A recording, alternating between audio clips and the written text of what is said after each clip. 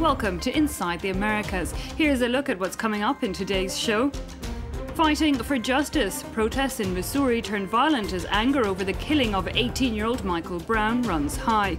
He was shot by police. Blocking the border. Venezuela closes crossings with Colombia in a bid to curtail smuggling that is costing the state almost €3 billion a year in lost revenue. And Mexico opens its doors to foreign energy firms, bringing a 7-decade ban to an end. But not everyone is convinced it's the right move. No justice, no peace. The words printed on the T-shirt of Michael Brown Sr., who is calling for an inquiry into the killing of his son. 18-year-old Mike Brown was shot by police officers in what police say was a struggle over a gun, but friends of the deceased say he had his hands empty and they were in the air when he was killed. President Obama has promised a federal investigation, but in Missouri, anger is still running high.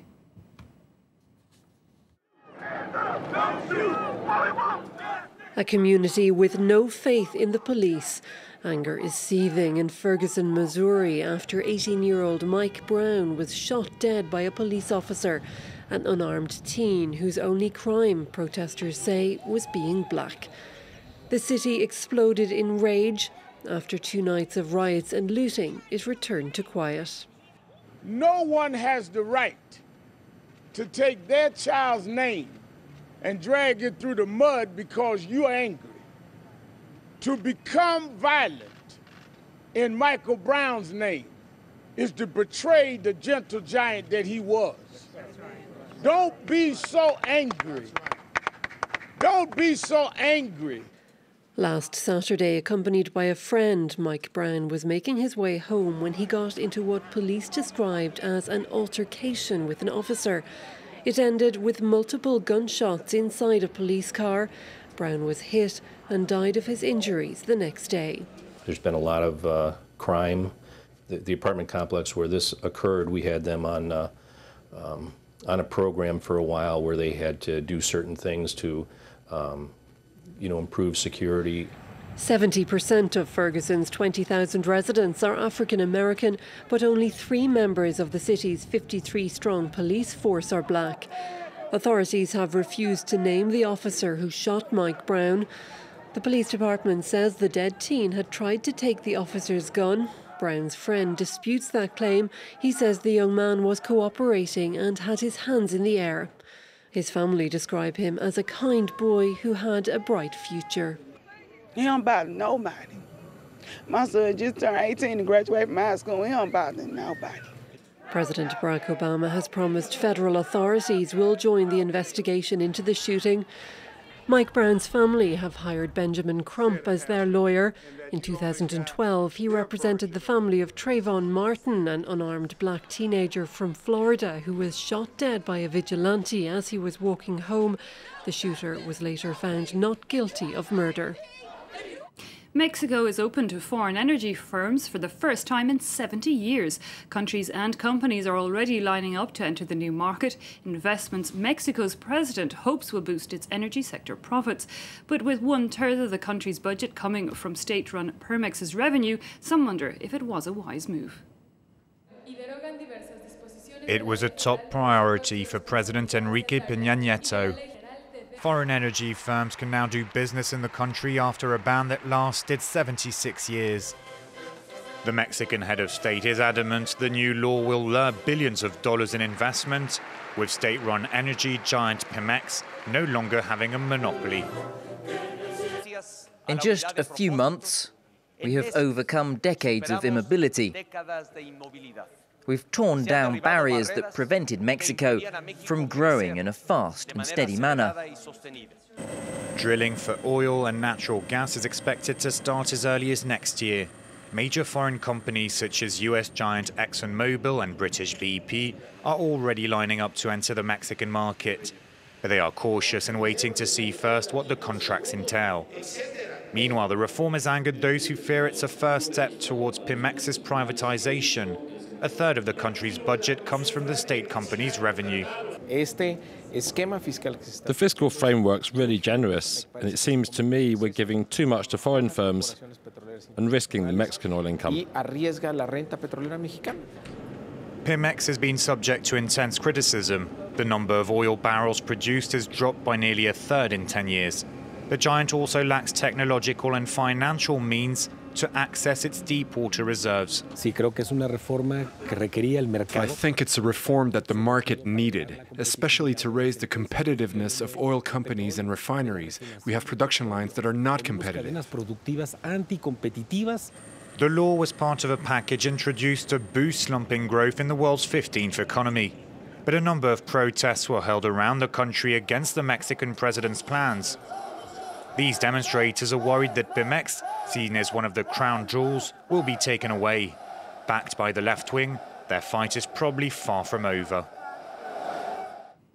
In an attempt to put the brakes on all sorts of smuggling, notably of petrol, Venezuela has sent some 17,000 troops to its border with Colombia and has started a trial system of closing the border at night time, meaning no cars can pass after 10 p.m. And during the day, those that do are checked. Even on the first day, there were substantial takings. Venezuela and Colombia share a border that's more than 2,000 kilometers long. Smugglers regularly cross from one country to another to sell water, food, and gas. To prevent this illegal trade, Venezuelan authorities have taken a drastic measure. The border will be closed from 10 p.m. to 5 a.m. We must effectively combat the mafias specialized in smuggling. They do damage to Venezuela and its food security. The smugglers also do considerable harm to the Republic of Colombia, to its production sector. The closing of the border is a 30-day trial, and 17,000 forces have been deployed. As soon as the measure was implemented, the Venezuelan army seized contraband. We have here 55,000 litres of fuel. We also have about 30,000 kilograms of basic food. Venezuela has the cheapest gas in the world. It's heavily subsidized by the government, just like with basic food, such as sugar and milk. Prices can be 10 times cheaper than in Colombia. Venezuela says that 40% of its imported and domestically produced food is exported to the neighboring country. This leads to shortages and drives up black market prices. It's important to have fair prices and not those set by the mafias who smuggle goods. There are currently two economies in the country because of the cross-border trafficking. We're going to make this a healthy economy. Venezuela estimates that 100,000 barrels of oil are smuggled to Colombia, meaning a considerable loss of revenue. But the closing of the border badly affects the lives of those who work or need to go to the neighboring country.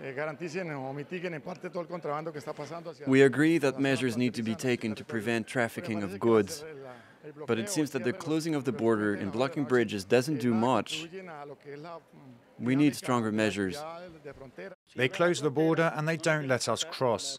They say it's to prevent the smuggling of goods, but we know these goods don't go through the bridge. They're transported on the waters of the Arauca River.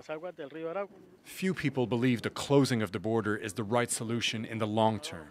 One Colombian think tank says it will not prevent the trafficking of goods, but could be a first measure towards more coherent anti-smuggling policies. To some sad news in Hollywood now. Actress Lauren Bacall has died from a stroke at the age of 89. Bacall rose to fame after starring opposite Humphrey Bogart in To Have and Have Not in 1944. It was on set that she met Bogart, and though she was only 19 at the time and Bogart was twice that, they fell in love and soon wed.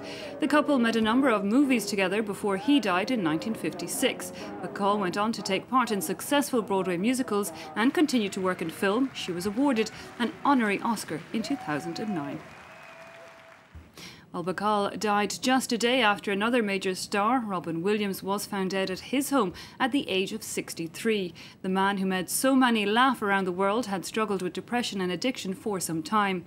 Making his international debut as a zany alien in Mork and Mindy, Williams leaves a wealth of movie magic behind him, from Good Morning Vietnam to Dead Poets Society to Mrs. Doubtfire. Clovis Casserly brings us a flashback of his career.